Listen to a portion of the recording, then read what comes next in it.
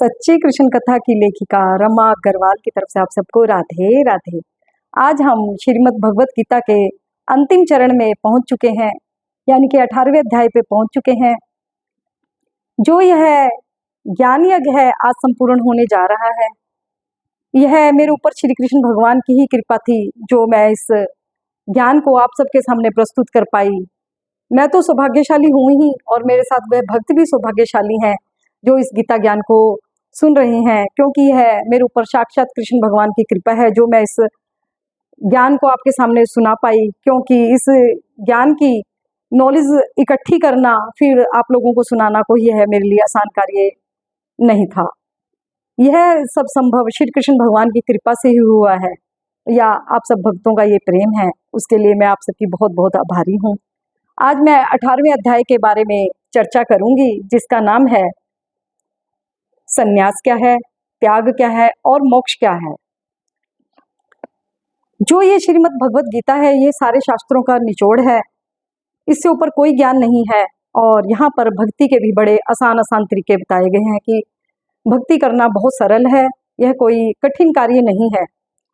वैसे तो सबसे बड़ा उपाय भक्ति का नाम जप है कि आप नाम जप करो, परंतु यदि आपके पास माला उठाने का समय नहीं है तो भगवान कहते हैं कि आप चलते फिरते अपना काम करते हुए भगवान का नाम जपो। यदि आप ऐसा भी ना कर पाओ तो जो भी आप कर्तव्य कर्म करते हैं, घर का काम करते हैं, बिजनेस करते हैं, नौकरी करते हैं, बस वो अपने कर्तव्य कर्म पूरे करो, परंतु उसमें फल की इच्छा ना रखो और उस फल को आप भगवान को सौंप दो। आपका यही कर्म भक्ति बन जाएगा। तीसरा, भगवान यहाँ पर फिर भक्ति करने का एक और आसान तरीका बताते हैं कि आप ध्यान योग करो, यानी कि मेडिटेशन करो। मेडिटेशन के द्वारा आप अपनी आत्मा में ही परमात्मा के दर्शन करो। यह भी एक बड़ी उच्च कोटि की भक्ति है। इस तरह भक्ति के यहाँ बहुत प्रकार बताए गए हैं और कर्म करने के ऊपर जोर दिया गया है। जो यह श्रीमद् भगवत गीता का 18वां अध्याय है, इसमें अर्जुन श्री कृष्ण भगवान को पूछ रहे हैं। वह भगवान से एक बात कह रहे हैं कि भगवान, आपने मुझे यहाँ पर गीता ज्ञान का जो ज्ञान दिया उसमें आपने मुझे तरह तरह के ज्ञान समझाए। अब मेरा एक ही संशय रह गया है, मुझे त्याग और संन्यास एक जैसे लगते हैं, तो आप बताइए त्याग और संन्यास में क्या फर्क है और मोक्ष क्या है। यहाँ पर श्री कृष्ण भगवान कहते हैं कि कुछ विद्वान लोग तो यह कहते हैं जो उनके वैवाहिक संबंध हैं, या उनको सरकारी नौकरी मिली है, या वह कुछ भी कार्य करते हैं, इन सब चीजों का त्याग करके गेहूं वस्त्र पहनकर जंगलों में निकल जाओ, और कुछ भी कर्तव्य कर्म मत करो, इसको वह संन्यास कहते हैं। और कुछ बुद्धिमान लोग कहते हैं कि अपने जो आप कर्म करते हैं कर्मों को तो करो, परंतु उसमें कर्म करते हुए फल की इच्छा मत रखो, यह त्याग है। यहाँ संन्यास से भी बड़ा त्याग है, क्योंकि जब आप इस संसार में आए हैं, कर्म तो आपको, जो भी आपको कर्म मिला है, कर्म तो आपको करना ही पड़ेगा, परंतु कर्म करते हुए फल की इच्छा ना रखें, यही सबसे बड़ा त्याग है। और जो संन्यास धारण करके गेहूं वस्त्र पहनकर भी संसारिक कामना मन में रखते हैं, फिर वह उनका संन्यास लेना सार्थक नहीं है। और मोक्ष भी यही है कि अपने सब कर्तव्य कर्म करते हुए वे सब भगवान को सौंप दो, तो अंतिम समय में उन्हें भगवत धाम प्राप्त होगा। और यहाँ पर फिर इसी अध्याय में, यह अध्याय जो 18वां अध्याय है श्रीमद् भगवत गीता का, यह सारे अध्यायों में सबसे बड़ा अध्याय है। मैं यहाँ पर आपको उसका जो निचोड़ है, जो मैंने इसकी जानकारी हासिल की, उसका आपको वही मंथन करके जो सार निकला, वही मैं आपको सार सुनाने जा रही हूँ।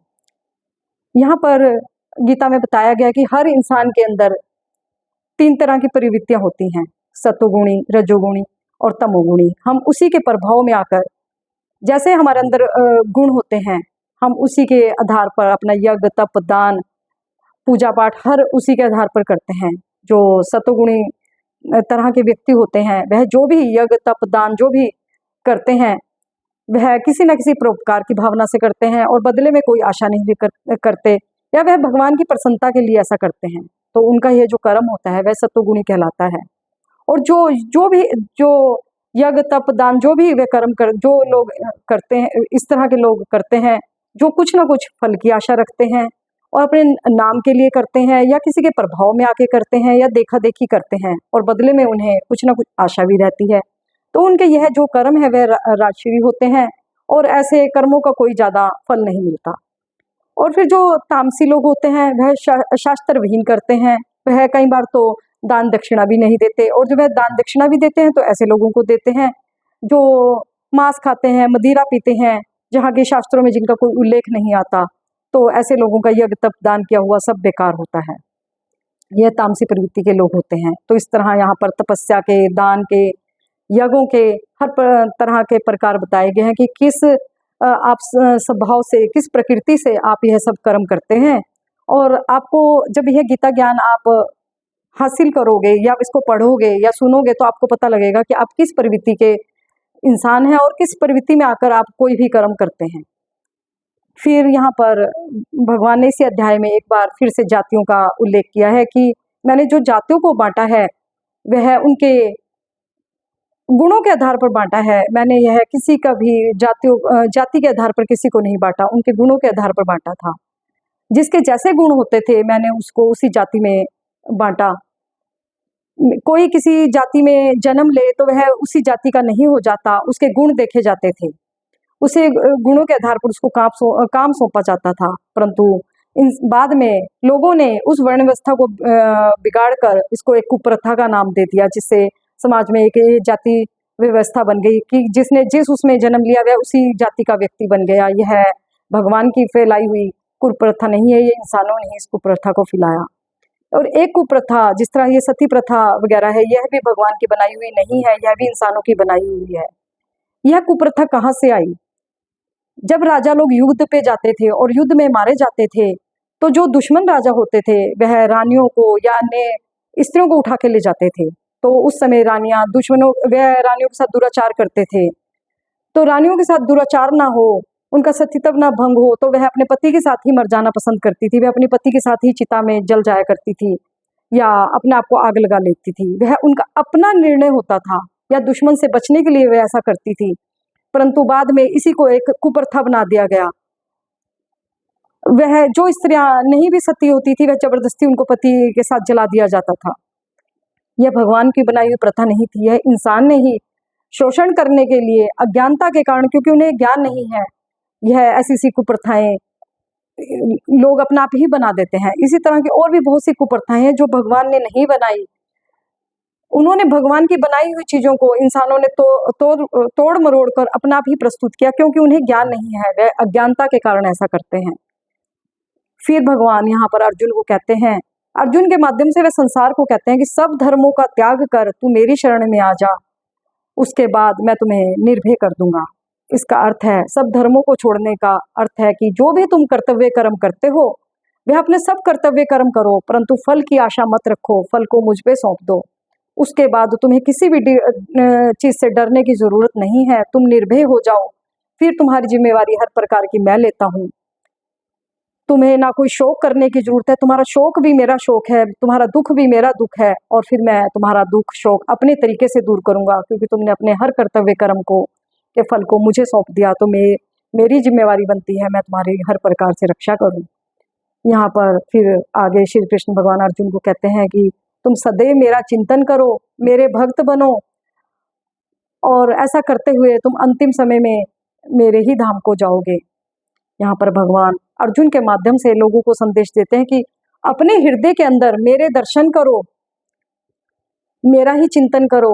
ऐसा करते हुए ना तो तुमसे कभी कोई गलत काम होगा, क्योंकि जब मैं सबके हृदय में विराजमान हूँ।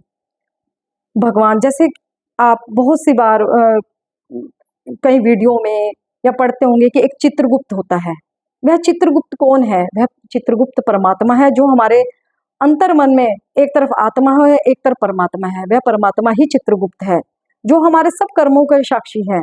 परमात्मा हमारे सब कर्म देख रहे हैं और वह चित्रगुप्त के रूप में उसी समय हमारे एक एक कर्म को, अच्छे बुरे कर्म को नोटिस करते जाते हैं। बस वह हमें अच्छे बुरे कर्मों के लिए कुछ नहीं कहते, सिर्फ वह हमारे हर कर्म हमारे अंदर बैठे ही लिखते जाते हैं।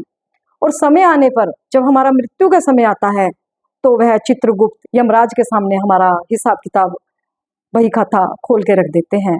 वह चित्रगुप्त हमारे हृदय में परमात्मा के रूप में बैठे हुए हैं, उसको ही चित्रगुप्त कहते हैं। परमात्मा के पास हमारे हर कर्मों का एक एक क्षण का लेखा जोखा है, और वह गुप्त रूपी परमात्मा हमारे अंदर ही बैठे हुए हैं, जो एक एक क्षण हमारी हर गतिविधियों पर नजर रखते हैं। फिर यहाँ पर अर्जुन अब यहाँ पर कहते हैं, भगवान मैं मोहग्रस्त हो गया था, अज्ञानतावश मैं युद्ध करने से मना कर रहा था, परंतु जो मैं समझ गया जो अपना स्वभाव है उस स्वभाव को नहीं छोड़ना चाहिए। यदि कोई इंसान किसी के प्रभाव में आकर कुछ समय के लिए यह अपना स्वभाव छोड़ भी दे तो उसको पछताना ही पड़ता है। इसलिए जैसा जिसका स्वभाव है उसी के अनुसार अपना कर्म करे। और अब मेरा अज्ञान दूर हो गया है और अब मैं युद्ध करूंगा। यहाँ पर अर्जुन युद्ध करने के लिए तैयार हो जाता है। और यही वार्ता संजय बैठा हुआ धृतराष्ट्र के कक्ष में सुन रहा था। वह संजय धृतराष्ट्र को कहता है, आज मैं अर्जुन और श्री कृष्ण भगवान की बातें सुनकर गदगद हो गया। मेरा मन बड़ा प्रफुल्लित है। जो मेरे शरीर में अब इन बातों को सुनकर जो रोमांच हो रहा है उसको मैं महसूस कर पा रहा हूँ। और मैं यह समझ गया, जहाँ पर श्री कृष्ण भगवान है और धनुर्धर अर्जुन खड़े हैं वहीं पर विजय होगी और पांडवों की जीत निश्चित है।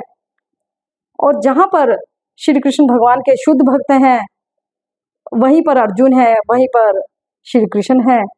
यहाँ पर जो 18 अध्याय है यहाँ पर भगवान कहते हैं, जो मेरे इस गीता प्रचार को दूसरों को सुनाता है, मेरे अपने वो प्रेमवश सुनाता है, बिना किसी लालच में सुनाता है। कुछ लोग तो धन के प्रलोभन में जिनका एक व्यवसाय बन जाता है उसमें गीता का प्रचार करते हैं और कुछ प्रभु के प्रेम में प्रचार करते हैं। ऐसे भक्तों से प्रिय मुझे कोई शुद्ध भक्त प्रिय नहीं है। वो मेरा सबसे बड़ा शुद्ध भक्त है और उससे प्रिय मुझे कोई और भक्त नहीं है। और ऐसा भक्त अंत में मेरे धाम को ही जाता है। और जो इस गीता ज्ञान को सुनता है वह भी अच्छे अच्छे लोगों में ही ऐसे लोग जाते हैं। और जो बड़ी श्रद्धा से सुनते हैं और बिना किसी जलन के सुनते हैं वह भी मेरे भगवत धाम में ही जाते हैं। परंतु जो अनाधिकारी है, जो कृष्ण में विश्वास नहीं रखते, कृष्ण भक्ति में विश्वास नहीं रखते, उनको यह गीता ज्ञान बिल्कुल नहीं सुनाना चाहिए, क्योंकि वह श्री कृष्ण भगवान का उपहास करते हैं और यह ज्ञान इस ज्ञान के सभी अधिकारी भी नहीं हैं।